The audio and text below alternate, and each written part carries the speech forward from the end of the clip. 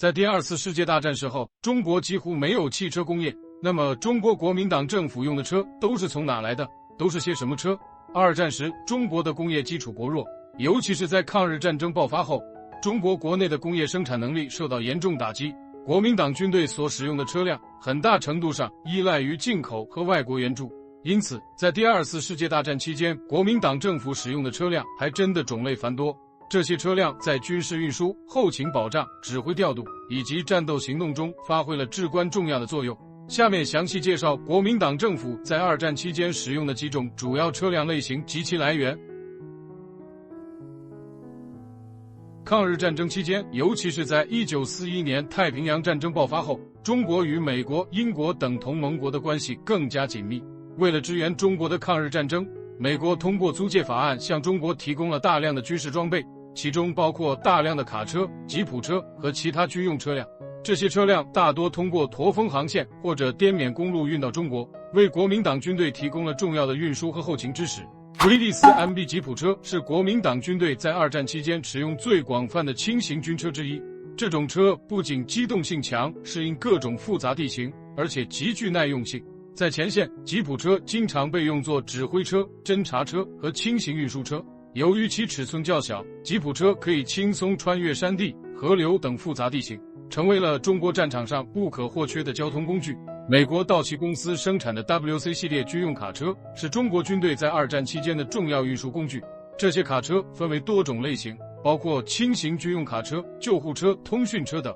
道奇卡车的主要优点是耐用、载重量大，且在复杂路况下依然能够保持较高的机动性。有了这些卡车，国民党军队得以更好地进行物资补给、兵员运输以及伤员转运。雪佛兰 G506 系列是美国在二战期间生产的一种 2.5 吨级中型军用卡车，广泛用于运输物资、兵员以及各种军用设备。由于中国战区的路况往往非常恶劣，这些卡车的强大载重能力和越野性能使其成为后勤运输的中坚力量。在抗日战争的早期阶段，苏联曾是中国的重要军事援助来源，提供了大量的武器装备和车辆。虽然苏联在1941年德国入侵后逐渐减少了对中国的直接援助，但在此之前已经有大量苏联制造的车辆运抵中国。嘎斯 AA 卡车是苏联在1930年代生产的一种轻型军用卡车，基于福特 AA 卡车的设计，苏联向中国提供了大量这种卡车，用于物资运输和后勤保障。由于嘎斯 AA 卡车的设计较为简单，维修方便，适应性强，深受中国军队的欢迎。同样基于福特技术的嘎斯 M1 轿车在战争初期也被用于国民党军队的指挥和通讯任务。这种轿车虽然不像吉普车那样越野性能出色，但在较为平坦的地区仍然具有良好的机动性，并且可以用于运送指挥官和高级军官。